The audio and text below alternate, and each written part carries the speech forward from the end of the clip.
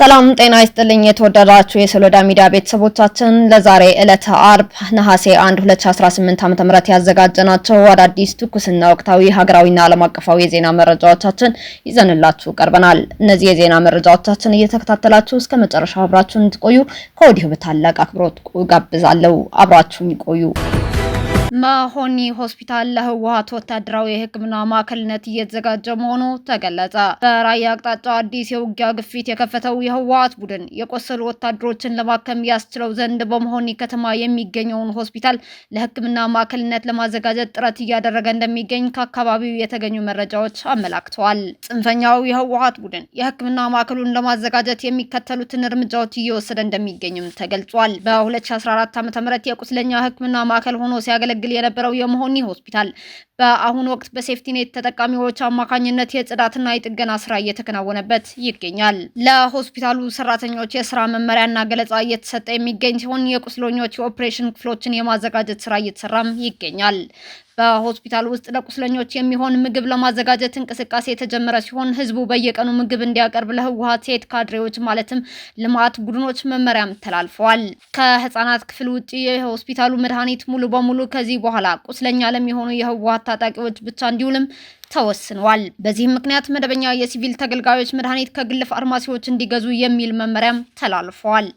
የህወሓት ቁስለኛን ሪፈር በሚያደርሱ መኪኖች ላይ የድሮንና የአየር ጥቃት እንዳይደርስባቸው ለመከላከል ሲባል የቀይ መስቀል አምቡላንሶችን ብቻ ለመጠቀም ህወሓት ውሳኔ ማስተላለፉም ተሰምቷል። በተጨማሪም በመሆኒ ከተማ የሚገኙ ሌሎች ትምህርት ቤቶችም ለሕክምና ማዕከልነት እንዲያገለግሉ ዝግጅት እየተደረገባቸው ይገኛል የሚሉ መረጃዎችም እየወጡ ይገኛሉ። ሁኔታውን የተከታተሉ የአካባቢው ነዋሪዎች እንደገለጹት ህወሓት እንደ 2014 ዓ.ም የራያ ህዝብ ወተት፣ እርጎና ስጋ በመያዝ ወደ ውጊያ ይመለሳል ተብሎ የተቀመጠው ግምት ከእውነታው የራቀ መሆኑን አስረድተዋል።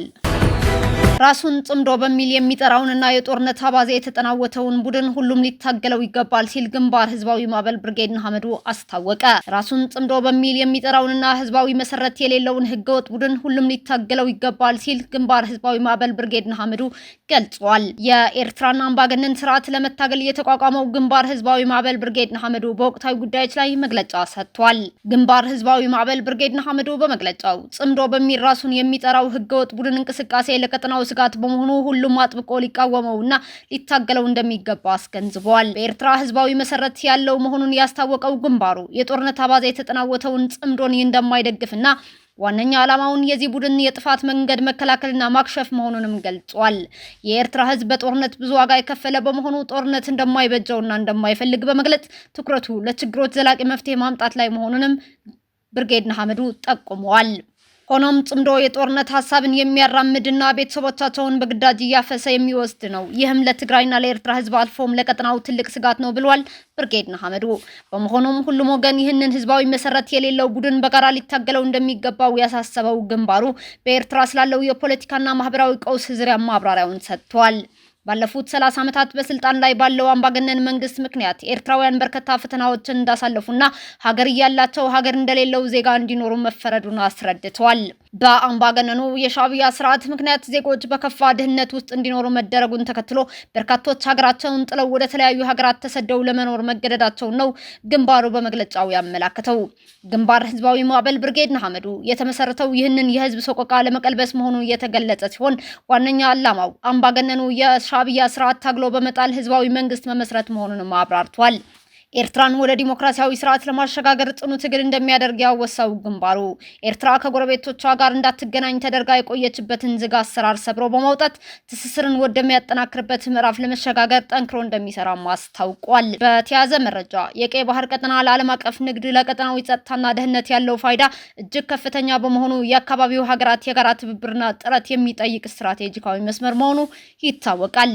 የህዝባዊ ማዕበል ብርጌድ ንሓመዱ የፖለቲካና ዲፕሎማሲ ጉዳዮች ኃላፊ አቶ በየነ ገብረ እግዚአብሔር ከኢትዮጵያ ቴሌቪዥን ትግርኛ ቋንቋ ጋር ባደረጉት ቆይታ እንዳነሱት የቀይ ባህር የዓለም አቀፍ የንግድ እንቅስቃሴዎች ዋና ማዕከልና ለቀጠናው ሀገራት ምጣኔ ሀብታዊ እድገት ወሳኝ መተላለፊያ ነው ብለዋል። እንደ ኢትዮጵያ ያሉ በቅርብ የሚገኙና ከፍተኛ የህዝብ ቁጥር ያላቸው ሀገራት የዚህ ቀጠና ሰላምና ደህንነት ቀጥተኛ ባለቤቶች በመሆናቸው ይህ ጉዳይ በአንድ ሀገር ብቻ የሚሸከሙት ሳይሆን በአካባቢው የሚገኙ ሀገራት በጋራ ሊጠብቁት የሚገባ የጋራ ሀብት ነው።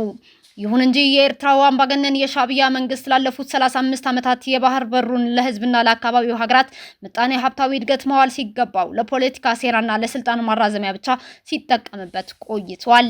አገዛዙ ከጋራ ተጠቃሚነት ይልቅ ከከሰሩና አጥፊ ፖለቲከኞች ጋር በመሻረክ ቀጠናውን ለማተራመስ የሚያደርገው እኩይ ተግባር በቀይ ባህር ዙሪያ የጋራ ተጠቃሚነት ለማረጋገጥ ለሚደረጉ ጥረቶች ዋና እንቅፋት ሆኖም ቀጥሏል።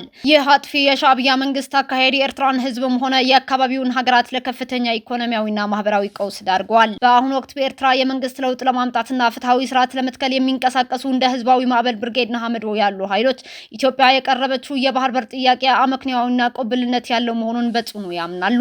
ኢትዮጵያ ለቀይ ባህር ካላት ቅርበት ከፍ ያለ የህዝብ ቁጥርና ሰፊ የምጣኔ ሀብት እንቅስቃሴ አንጻር የቀጠናውን ሰላምና ደህንነት በማረጋገጥ ረገድ ቀዳሚና ወሳኝ ሚና መጫወት እንደሚጠበቅባትም ያስገነዝባሉ።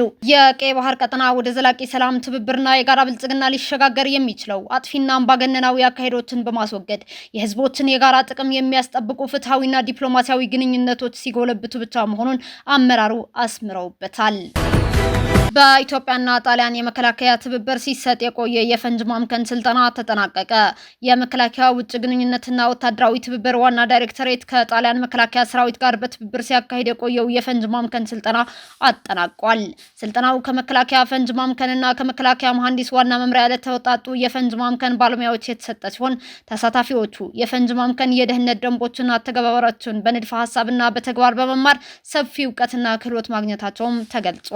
በስልጠናው የማጠቃለያ መርሃ ግብር ላይ የተገኙት በመከላከያ ሰላም ማስከበር ማዕከል የዓለም አቀፍ ሰላም ማስከበር ኢንስቲትዩት ኃላፊ ኮሎኔል ጌቱ ታየ ስልጠናው የተሳታፊዎችን ሙያዊ አቅም ከማጎልበት ባሻገር በኢትዮጵያ የፈንጅ ስጋትን በመቀነስ የማህበረሰቡን ደህንነት ለማጠናከር ከፍተኛ ሚና እንደሚኖረው ገልጸዋል።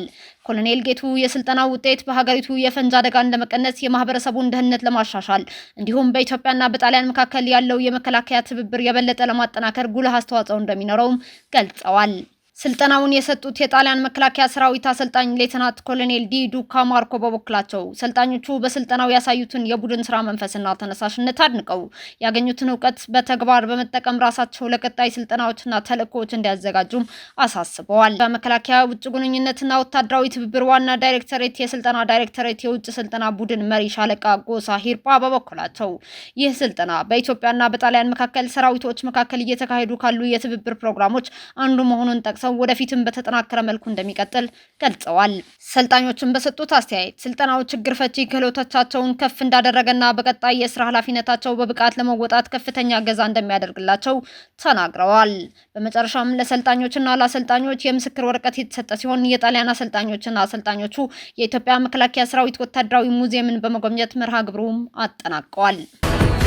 ኤርትራ የ2026 የተባበሩት መንግስታት የሰብአዊ መብቶች ምክር ቤት ማህበራዊ ፎረም ሊቀመንበር ሆና መሾሟን ዩኤን ዎች አወገዘ።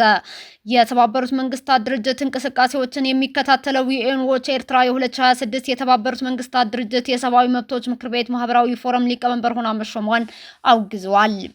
ተቋሙ ውሳኔውን በዓለም ላይ ካሉ እጅግ አፋኝ አምባገነናዊ ስርዓቶች አንዱን ሰብአዊ መብቶችን የማሳደግ ኃላፊነት ያለበት አካል ኃላፊ ማድረግ አስነዋሪ ቀልድ ነው ሲል ትናንትና ባወጣው መግለጫ አስታውቋል። በመግለጫው በከባድ የሰብአዊ መብት ጥሰቶች የሚከሰሱ ሰዎች ዋና ዓላማው ሰብአዊ መብቶችን መጠበቅና ማሳደግ የሆነ ተቋም እንዲመሩ እየተደረገ ነው ሲል የዩኤን ዎች ዋና ዳይሬክተር ሂሌል ኖዌር ገልጸዋል። በትግራይ ጦርነት ወቅት የኤርትራ ወታደሮች በሰሜን ኢትዮጵያ ክፍል አጎራባች አካባቢዎች ላይ ወረራ በማካሄድ በመድፈርና ንብረት በመዝረፍ ተሳትፏል በሚል ክስ አሜሪካ በኤርትራ ላይ ማዕቀብ እንደተጣለባት መግለጫው አስታውሷል።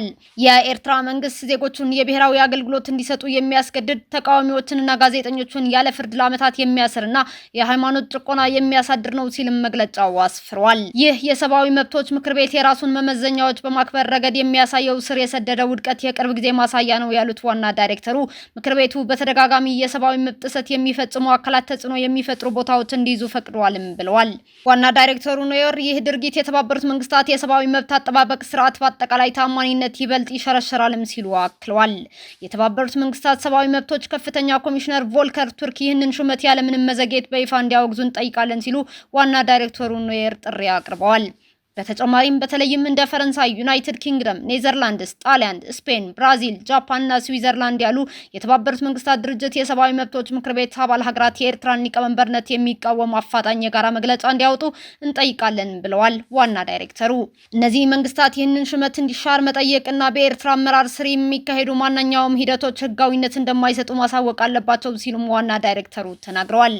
እንደ አውሮፓውያን አቆጣጠር ጥቅምት 29 እና 30 ቀን 2026 በጄኔቫ በሚካሄደው የተባበሩት መንግስታት ማህበራዊ ፎረም ዓለም አቀፍ ትብብርና አንድነትን ማሳደግ ላይ ትኩረት ያደረገም ነው። እስካሁን አብራችሁን ከኛ ጋር ስለነበራችሁ እያመሰገንኩኝ በሌሎች መረጃዎች እስክንመለስ እንደተለመደው የሶሎዳ ሚዲያ ቤተሰብ በመሆን ላይክ፣ ሼር፣ ሰብስክራይብ ማድረጋችሁን አትርሱ። አዳዲስ ትኩስና ወቅታዊ መረጃዎቻችን በቶሎ እንዲደርሷችሁ የደወል ምልክቷን ይጫኑ። ስኬት፣ ድልና ሰላም ለኢትዮጵያውያን። ሶሎዳ ሚዲያ